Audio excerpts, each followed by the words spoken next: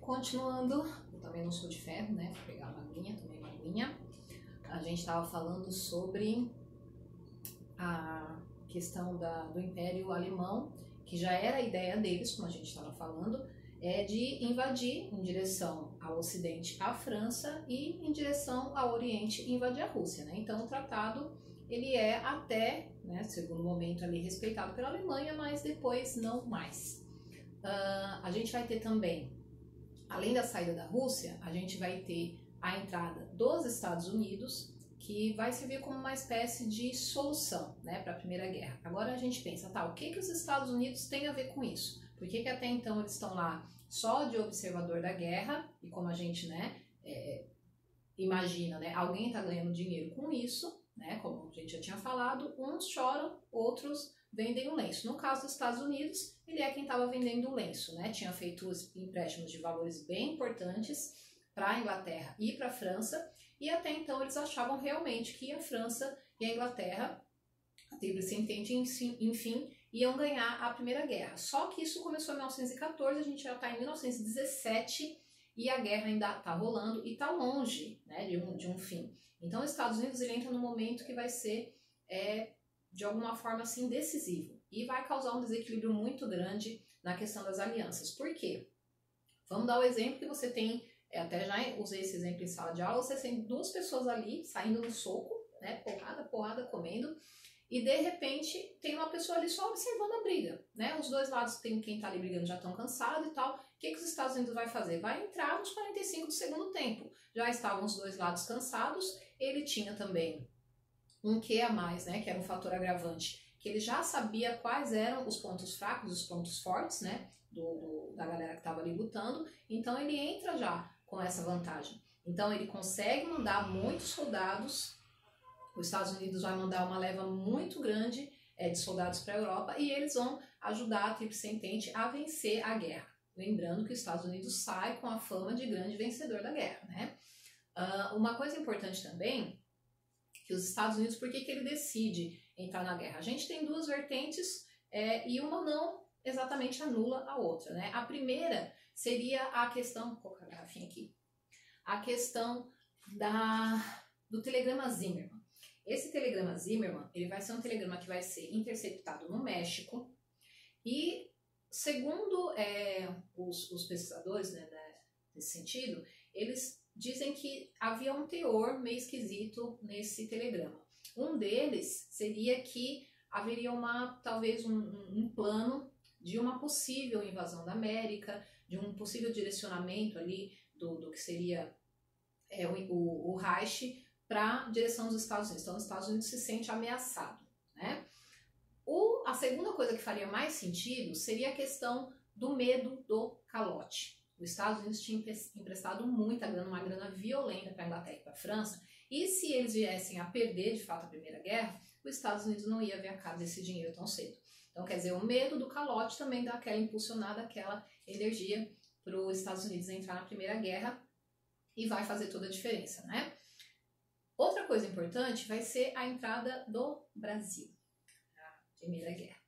E sobre esse assunto, eu queria que vocês assim não espalhassem, tá? Já tem gente demais sabendo disso e realmente essa parte não é tão necessária, mas eu como professora tenho que te contar. Sem piadinha, sem risinho, por gentileza mantenha a seriedade. A Batalha das Toninhas. O Brasil, ele acaba entrando em 1917 até porque está havendo um clamor aqui no Brasil por conta que o Brasil se posicionasse em relação à Primeira Guerra. O Brasil acaba entrando para o lado da Tríplice Entente, até pelo histórico, enfim, de acordos econômicos e tal com a própria Inglaterra. O Brasil acaba entrando do lado da Tríplice Entente. E também tem a história de que o Brasil tivesse perdido alguns navios que teriam sido danificados, explodidos em alto mar, e a culpa seria dos alemães. Então o Brasil acaba entrando nessa guerra. Claro que dessa vez na Primeira Guerra a gente vai ter uma participação bem tímida, né? O Brasil acaba ajudando mais com a questão de remédios, mandando enfermeiras, muitas enfermeiras vão para esses frontes de batalha ajudar. Uma questão ali da enfermagem, são automaticamente levadas a subtenente, né? Elas chegam lá como segunda tenentes nesses frontes ali de batalha. e o Brasil acaba ajudando mais nesse sentido. A piadinha que rola, que é a parte que eu não gosto, é que alguns navios estavam ali no Estreito de Gibraltar. Dá uma olhadinha no mapinha aí que tem no material para vocês darem, se localizarem, né, no tempo e no espaço. E aconteceu que eles estando ali nesse Estreito de Gibraltar, reforçando também que os navios nessa época não tinham a tecnologia que os nossos navios têm hoje, e você se coloque no lugar de um marinheiro brasileiro que está de repente ali, né, no meio do nada, e o radar ali do teu navio começa a observar uma grande movimentação vindo na sua direção, né, gente? É guerra. O que tu vai achar que é? Tu vai achar que são torpedos. E não eram. Aí o que vai acontecer? Na dúvida, esses marinheiros acabam explodindo tudo que estava ali embaixo, e depois eles descobrem, na hora que o sangue sobe, que era só uma população quase que inteira de toninhas, que são os bichinhos fofos, tipo golfinhos, assim.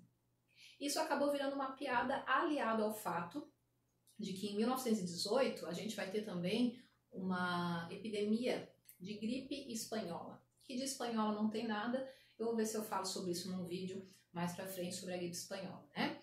E por conta dessa gripe espanhola, muitos soldados, não só os brasileiros, acabaram morrendo também, né? E alguns soldados que estavam ali para ajudar nessa questão da própria, levando remédios, enfim, essa ida, né, para estar ajudando nessa questão de medicamentos, eles acabam morrendo dentro dos navios de gripe espanhola. Aí criou toda uma piadinha dizendo o quê? Que era mais fácil uma cobra fumar do que o Brasil, de fato, entrar para lutar numa guerra.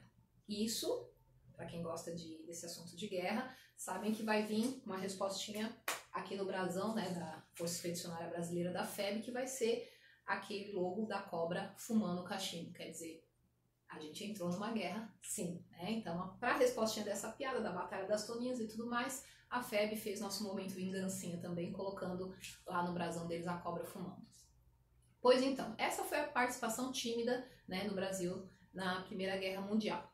Enfim, depois de toda essa movimentação de países entrando, Rússia saindo, a gente vai se aproximando ali do fim da Primeira Guerra Mundial em 1918. Por quê? O Império Alemão acaba ficando meio que cercado e é obrigado a recuar e acabar largando os territórios que ele tinha invadido.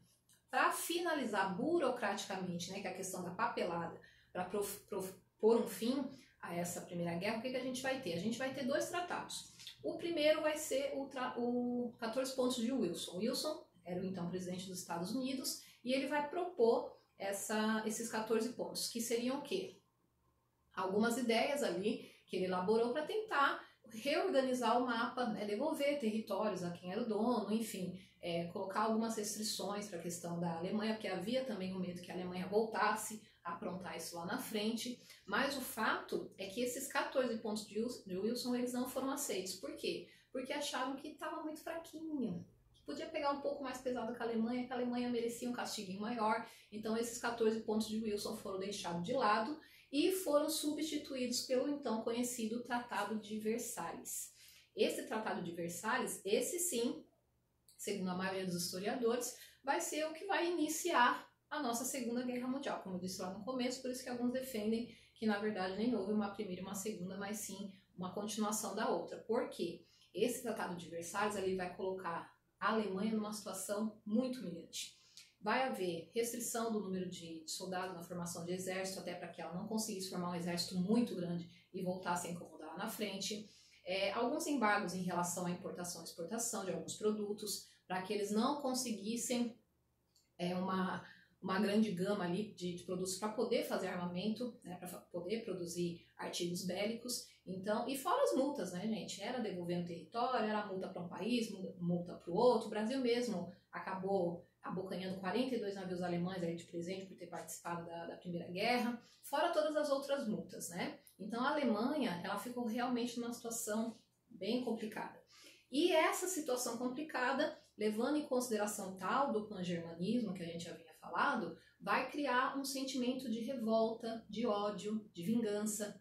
E isso a gente vai ver que durante o período entre guerras, que vai de 1918 até o início da guerra de 1939, ele vai desencadear um monte de processos, um monte de ideologias, como o nazismo, como o fascismo, enfim. Não vai faltar ingredientes, vamos dizer assim, para alimentar esse ódio aí, essa tentativa de revanche que vai vir na Segunda Guerra Mundial. Outra coisa importante é o nascimento da Liga das Nações. A Liga das Nações ela vai ser uma espécie de protótipo da ONU. Hoje a gente tem, após o final da Segunda Guerra Mundial, a gente teve o nascimento da Organização das Nações Unidas. A Liga das Nações, ela nasce em 1919 e ela vai ser uma espécie de início da ONU.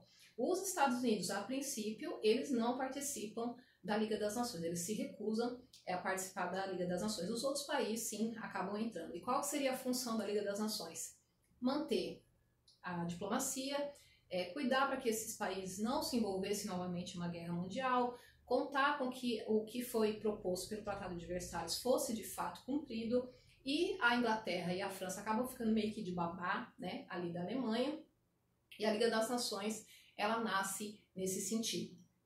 A gente vai fazer um outro vídeo falando sobre a Revolução Russa, para a gente não, embaralhar aqui os assuntos, e a gente vai fazer também um novo vídeo sobre o período entre guerras. A Primeira Guerra, ela acaba nesse momento, né, com a assinatura do Tratado de Versalhes, mas, como dizem os outros historiadores, ela só dá uma pausa e volta em 1939. Por esse vídeo é isso, a gente se vê no próximo. Valeu, galerinha! Beijo!